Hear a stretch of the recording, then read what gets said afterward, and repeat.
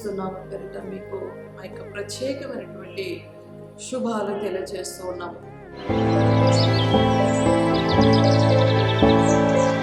ప్రతిరోజు మేము అందించేటువంటి ఈ ఆధ్యాత్మిక కార్యక్రమాన్ని ఎవరైతే వింటున్నారో ఈ మాటలు మీకు ఆశీర్వాదకరంగా ఉన్నట్లయితే, ఈ యొక్క మినిస్ట్రీ ద్వారా అందించబడుతున్నటువంటి ఈ మాటలు మీకు నచ్చినట్లయితే, మీకు దీవెనకరంగా ఆశీర్వాదకరంగా ఉన్నట్లయితే లైక్ చేయండి, షేర్ చేయండి, సబ్స్క్రైబ్ చేసుకోండి. ఈ విషయాలు మీకు నచ్చినట్లయితే మీ స్నేహితులకు కూడా ఈ విషయాలు మీరు తెలియపరచండి. మా మినిస్ట్రీని పరిచయం చేయండి, వారు కూడా మీలాగా దీవించబడతారు. దేవుడు మిమ్మల్ని అందరూ దీవించినారు. ఇట్లారా మరి ఎలా ఉన్నారు? అందరూ బాగున్నారా? ప్రతిదినము కూడా మేము అందిస్తున్నటువంటి ఈ యొక్క వాగ్దానపూర్వకమైనటువంటి మాటలు మీరు వింటున్నారని నమ్ముచున్నాము. మరి విని ఆధ్యాత్మికంగా దీవించబడుతున్నారని కూడా నమ్ముచూ ఉన్నాము. మరి ఉదయం లేచిన వెంటనే నువ్వు ప్రార్థించావా? ఉదయం లేచిన వెంటనే బైబిల్ చదివావా? మరి దేవుడు మన నుండి కోరుకునేది ఏంటి అంటే, ఒక క్రైస్తవుడిగా మనం ఈ లోపల బ్రతుకుతున్నాం కనుక మన జీవితాన్ని, మన కుటుంబాన్ని మొట్టమొదటిగా దేవునితో మనం ప్రారంభించినప్పుడు ఆ దినమంతా కూడా ఆశీర్వాదకరంగా చేయబడి ఉన్నాడు. ఈ లోకంలో ఉన్నటువంటి వార్తలతో, ఈ లోకంలో ఉన్నటువంటి మనుషులతో మన దినాన్ని మనం ప్రారంభించినట్లయితే ఆ దినమంతా అలజడి, ఆ దినమంతా కలవరాలు మనకు కలుగుతూ ఉంటున్నారు.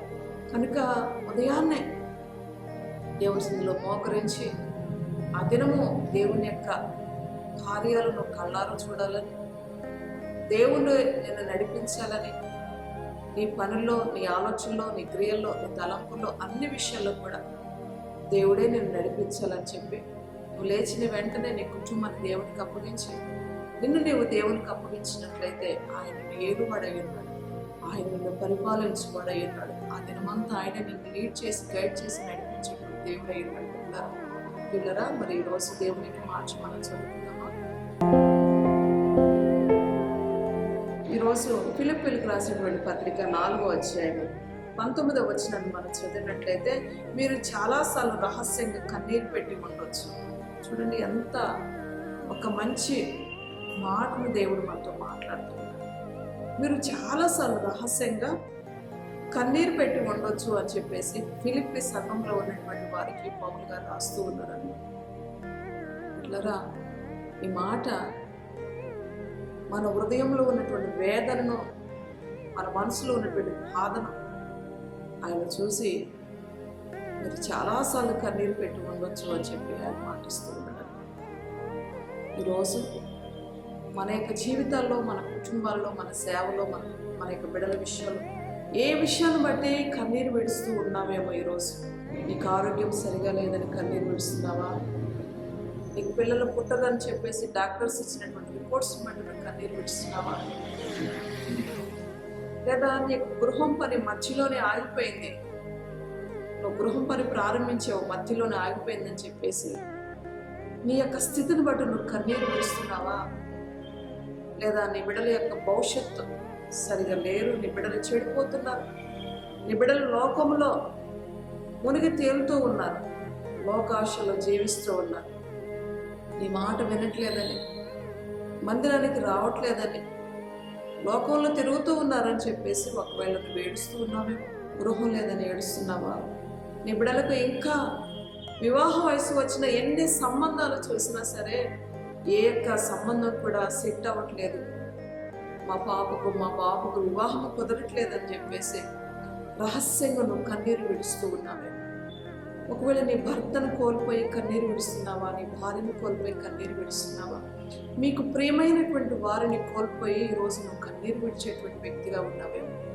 నీ జీవితంలో ఏది కోల్పోయి నువ్వు బాధపడుతూ ఉన్నావు? నీ జీవితంలో, నీ కుటుంబంలో ఏది నువ్వు కోల్పోయి రహస్యంగా నువ్వు కన్నీరు పెట్టి బాధపడుతూ ఉన్నావో, నీ కన్నీరు ఆయన చూస్తున్నటువంటి దేవుడై ఉన్నాడు. పెట్టాలి అన్న దేవుడి మందిరానికి వెళ్ళి కన్నీరు విడిచి ప్రార్థన చేసింది. ప్రభా, నీ దాసురాలైనటువంటి నన్ను జ్ఞాపకం చేసుకుని నాకు ఒక మగబిడ్డని ఇవ్వండి ప్రభా అని ప్రార్థించాను. తన కన్నీరు చూసినటువంటి దేవుడు, తన వేదన చూసినటువంటి దేవుడు ఆమె గర్భాన్ని తెరచి మంచి బిడ్డని దేవుడు ఆమెకు అనుగ్రహించున్నాడు. ఈరోజు నీ జీవితంలో కూడా నీ కన్నీరు అంతా కూడా ఆయన చూస్తూ ఉన్నాడు, నీ బాధ ఆయన చూస్తూ ఉన్నాడు, నీ దుఃఖం ఆయన చూస్తూ ఉన్నాడు. నీ వేదన ఆయన చూస్తూ ఉన్నాడు. ఒకవేళ మనుషులు నిన్ను తోలనాడుతూ ఉన్నారేమో, అనేక రకాలైనటువంటి మాటల చేత నిన్ను బాధిస్తూ ఉన్నారేమో, ఎన్నో రకాలైనటువంటి నిందలు అవమానాల గుండా నువ్వు వెళ్తూ ఉన్నావేమో, నీ భర్త నిన్ను బాధ పెడుతూ ఉండటాన్ని బట్టి రహస్యంగా నువ్వు కన్నీరు విడుస్తున్నావేమో, నీ పిల్లలు నిన్ను బాధ పెట్టే విధానాన్ని బట్టి రహస్యంగా నువ్వు కన్నీరు విడుస్తూ ఉన్నావేమో, లేదా నీ సేవ ముందుకు నడవట్లేదు, సంఘం అంతా కూడా సేవకుడు అనేటువంటి నా మాట వినట్లేదు, సంఘం అంతా గలిబిలుగా డిస్టర్బెన్స్గా ఉందని చెప్పేసి, సంఘంలో ఏదైనా వ్యతిరేకమైనటువంటి క్రియలు పనిచేస్తూ ఉన్నాయని చెప్పేసి ఆ రకంగా నువ్వు బాధపడుతూ ఉన్నావేమో, ఏదైనా కుదరనటువంటి రోగంతో నువ్వు బాధపడుతూ ఉన్నావేమో, ఆయన మాటిస్తూ ఉన్నాడు. ఈరోజు మీరు చాలాసార్లు రహస్యంగా కన్నీరు పెట్టి ఉన్నారు అంటున్నాను.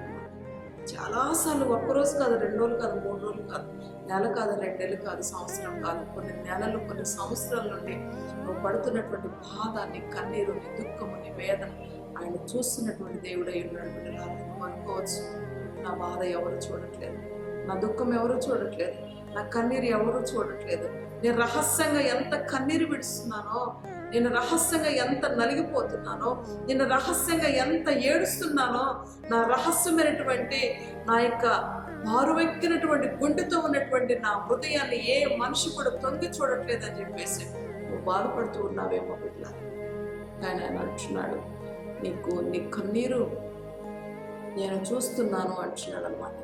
తప్పక నీ జీవితంలో ఆయన నీ కన్నీరు తుడిచివాడై ఉన్నాడు, నీ వేదన తొలగించేవాడై ఉన్నాడు, నీ దుఃఖాన్ని మాన్పు దేవుడై ఉన్నాడు అనమాట. ఈ రోజు నువ్వు కన్నీరు దేని కొరకు విడుస్తున్నావో, రానున్న రోజులల్లా నీ కన్నీటిని ఆయన ఆనంద బాష్పాలుగా మార్చివాడై ఉన్నాడు. ఒక గొప్ప కార్యాలు నీ జీవితంలో ఆయన జరిగించేవాడై ఉన్నాడు. అస్సలు మనుషుల వైపు చూడొద్దు, అధైర్యపడద్దు, కృంగిపోవద్దు. నీ కన్నీరు నేను చూశానని చెప్పేసి ఆయన అంటూ ఉన్నాడు. కాబట్టి నీ కన్నీరు అంతా కూడా ఒక బుడ్డిలో ఆయన దాచి ఉంచాడని చెప్పి ఆయన వాక్యం సెలవిస్తూ ఉంది మనతో. కనుక నువ్వు అధైర్యపడద్దు. నీ కన్నీరు ఆయన చూస్తున్నాడు, నీ వేదన ఆయన చూస్తున్నాడు. ఒకరోజు నువ్వు కార్చినటువంటి కన్నీటి పొట్టు అదంతా కూడా దేవుడు చూసి నీ జీవితంలో గొప్ప కార్యాలు ఆయన జరిగించినై ఉన్నాడు. నీ కన్నీటిని ఆయన నాట్యంగా మార్చివాడై ఉన్నాడు. నీ దుఃఖానికి ప్రతిగా రెట్టింపు ఆశీర్వాదం చూడబోతూ ఉన్నాం బిడ్డలారా.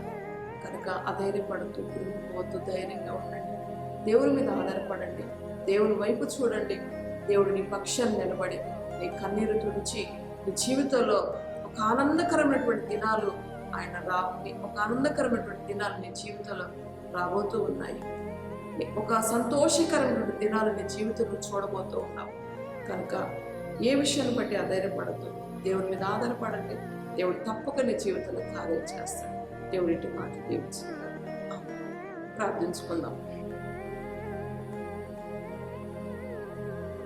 ప్రేమ కలిగిన మా తండ్రి, నమ్మకమైన దేవానికి వందనాలు చూపిస్తున్నాను.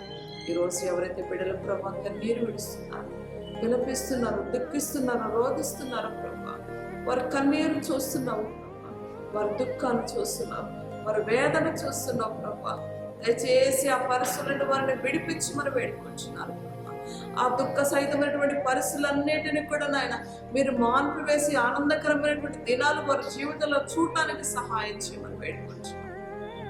గొప్ప కార్యాలు జరిగించండి, అద్భుతాలు జరిగించండి, ఆశ్చర్యమైన కార్యాలు జరిగించండి, మేలులతో నింపండి, కృపతో నింపమని వేడుకుంటున్నాను. మీరే దీవించి ఆశీర్వదించమని యేసు నామములో వేడుకుంటున్నాను.